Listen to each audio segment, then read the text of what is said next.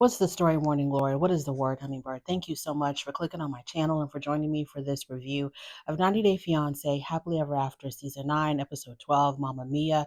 Here we go again. Y'all, I'm not here for a long time, not even a good time. Let's just hurry up and get through this. This was sort of like a filler episode. Not that much happened, so let's get into it. Jasmine and Matt. So they've been living in Florida now for a few weeks. Her belly is definitely growing. They're sitting at the beach, and she has on this red bikini. And once again, I'm looking at Jasmine's breasts. They look extremely painful. They look like they have been stretched to their capacity. So she's got the implants, and now that she's pregnant, I don't know if they are growing even more. I don't know what's going on, but I was looking at her breast, and I was just like, wow, that just seems so uncomfortable, Jasmine. Her belly is cute. I didn't see anything wrong with her wearing a bikini. You know, it's South Florida. What else do you expect in South Florida? And she makes a cute pregnant woman. So they're sitting there talking, and Matt hasn't told anyone about him and Jasmine expecting a baby because he comes from a very conservative Romanian family. So his family doesn't know. Jasmine also informs us that her family also do not know. They have not even heard of Matt. They don't know that she's pregnant. And I'm just like, wow, this is absolutely, I don't know what's going on. They act like there's nothing wrong with their relationship. Jasmine, was acting like there's nothing wrong with having an open marriage, and everything is, oh, there's nothing wrong with what we're doing, but your families have no idea what's going on. Jasmine says that she hasn't told her family because she is ashamed. Her family still thinks that she is with Gino. And so I'm just like flabbergasted about that. So after that, the next time that we see Jasmine and Matt, they're going for a gender reveal at the I think it's like an ultrasound place where you get the 3D images, and they also let you know what the gender is. So when they get there, the lady working at the desk, her name is Gina. And Jasmine completely freaks out, and she's like, "Oh my God, my husband's name is Gino." And I know that must have cut Matt a little bit to hear her still refer to Gino as her husband. Legally, technically, Gino is still her husband because they are not divorced. I don't know if they're legally separated, but they are still legally married. But it's kind of like, he's coming to this place to find out the gender of his child. And here she is bringing up Gino. And she brought up Gino because she said that the lady working at the front desk, her name was so similar to Gino. So it must be a sign that if she has a girl, she should name her daughter Gina. So I'm pretty sure she was just joking, but Matt was like, yeah, you're reaching. So they go into the sonogram room, and Matt really wants a boy. I didn't think that he was that serious about wanting a boy versus a girl. I thought he was just, just talking like, yeah, I'd prefer a boy, but either one is fine. But as the episode progressed, it seemed like he was really dead serious about wanting to have a boy for his first child. So, TLC, they are trying to create all of this, anticipation and tension about, oh my God, what are they going to have? Is it going to be a boy or a girl? But the whole world knows that, it's going to be a girl. It's a girl. Her name is Matilda because it's all over the internet. It's all over their social media. So I didn't understand, like, what is this? What is this that y'all are trying to do? This buildup of tension and anticipation. Oh my God, what are they going to have? Are they going to have a boy or a girl when the whole world knows that it's a girl and her name is Matilda? So they find out that it's a girl, and Matt is automatically very stressed out. And before they even found out what the gender was, Jasmine looked at Matt and she was like, regardless if it's a girl, even if it is a girl, you're still going to love our baby. And I was like, what kind of a question is that? Everybody has, not everybody, but some people do have gender preferences. And there is such a thing as gender disappointment when you find out the gender of your child. But it's not because you're not going to love the child if it's not the gender that you wanted. Of course, he's going to love his child. So I thought it was kind of weird that she would look at him and say, you're still going to love the baby no matter what, right? Of course he is. So they find out that it's a girl. Matt is stressed out. Matt tells her that they'll have to try for a boy. And I was just like, wow, Matt, maybe this is serious. Maybe this is not lighthearted fun. Maybe he really is like extremely disappointed that he's having a girl because or not disappointed that he's having a girl. Maybe he's disappointed that he's not having a boy.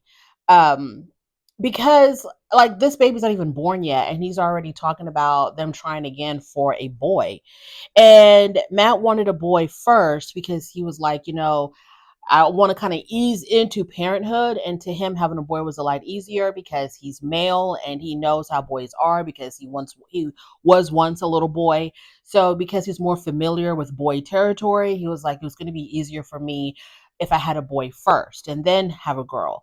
But him being thrown into this whole parenthood thing with your first child being a girl, he knows nothing about little girls.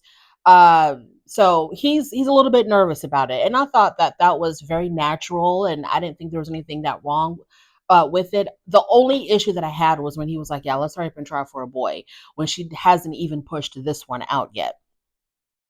Jasmine tells him that she's not having any more kids. And I was like, wow. So now Jasmine knows how to use contraceptives because she says that Matilda was not planned. They weren't planning for this, but they also were not preventing.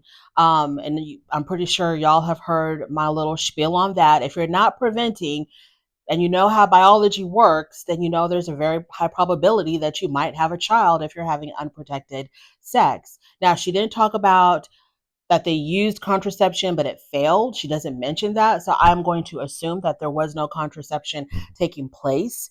And so I'm not understanding why she keeps talking about how we didn't know and this wasn't planned and we had no idea. I don't get that.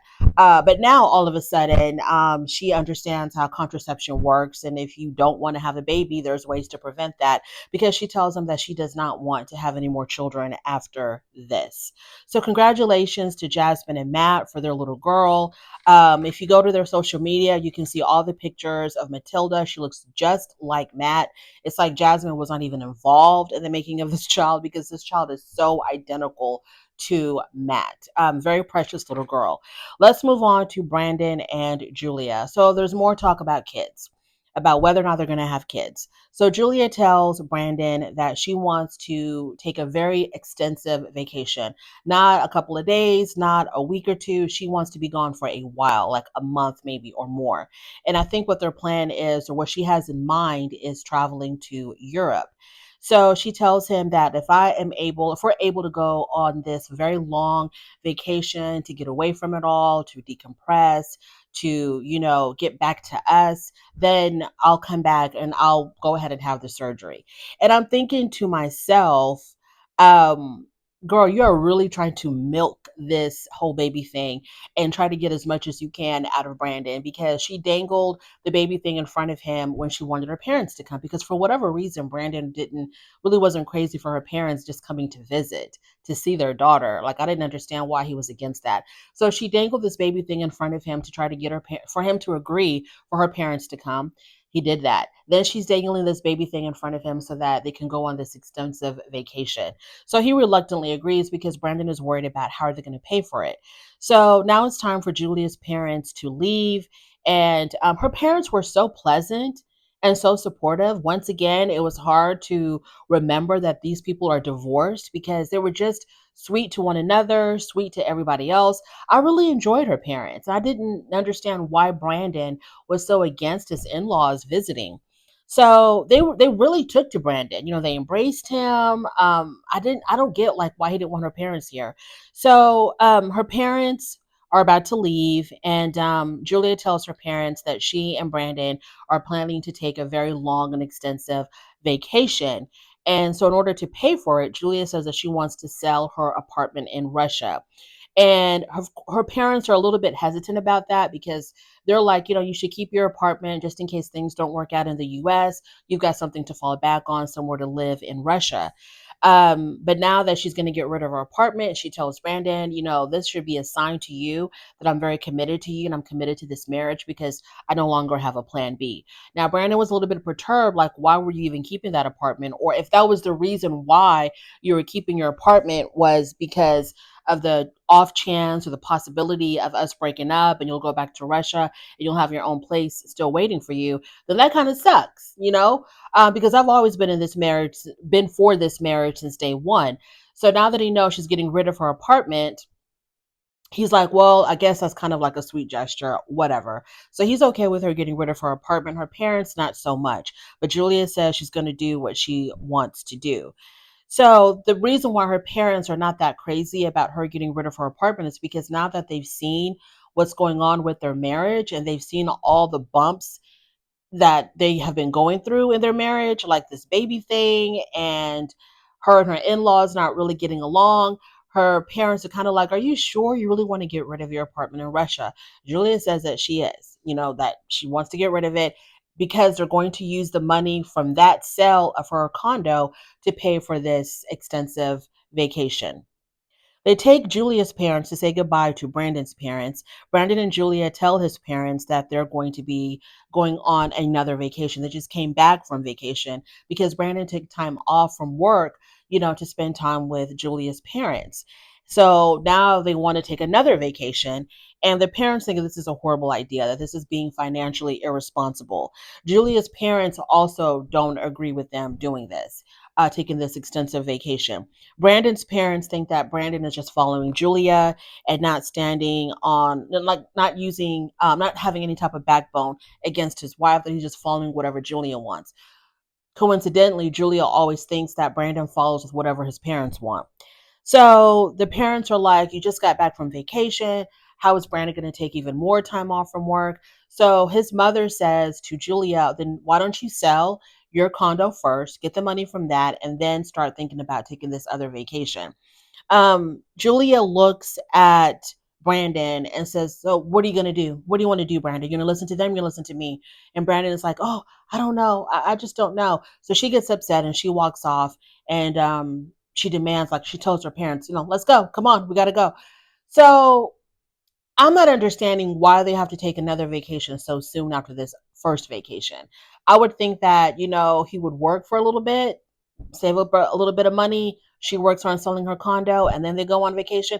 I'm pretty sure that's how it's going to work out. It's not like they're going to be going on this second vacation tomorrow. So I know there's going to be some time going by before they actually take the second vacation. But all I can say is Julia is milking the hell out of Brandon's desire to have children. And she is going to get all that she can get out of this man before she makes that decision to have her surgery and start planning a family. I don't know if that's smart. I don't know if that's conniving and manipulative. Y'all let me know what y'all think about that, because that's what it looks like to me. Moving on to Lauren. So Lauren meets up with Yara, and Yara wanted to know how the fight started at her launch party. And Lauren says, "Well, it started because you told Elizabeth that I said Andre was a horrible person." Yara says, "I don't remember saying that." Now she's backpedaling. Yara's like, "I don't remember saying that Andre was a horrible person. I remember saying that Naga said that Andre was a horrible person." Whatever she said. So Yara blames it on her bad English. In her confessional, Yara is like, "My English isn't so good, so I don't know if it came out properly, what I was trying to say, if I really expressed myself correctly, because my English is so bad. I don't remember saying that Andre was a horrible person. I don't know. I might have said it. I really don't know, but I don't want people fighting. I don't want to be the cause of the drama." So, more important than that, Lauren also brings up how Elizabeth had talked about, you know, that she had said Alexi body shamed her. How Elizabeth said that Lauren told me her husband body shames her. Lauren was more concerned about that. And she says, "That's not even true. I don't know why she would." Lauren, it's true. Lauren, it's true. It's true. I can definitely see Alexi saying something to her that can very easily be seen as him body shaming her, because I'm pretty sure that she was whining so much about her body image, and she's got body dysmorphia, and she was probably constantly saying, "Oh my god, I'm so," and you know that Lauren is nowhere near being fat. Even after she had her babies, she was not fat at all, but she was probably like, "Oh my god, I'm so fat. Oh my god, I'm so big," and the morning, noon, and night. And Alexa probably got fed up with it and was like, "Okay, if you're fat, do something about it." You know what I'm saying?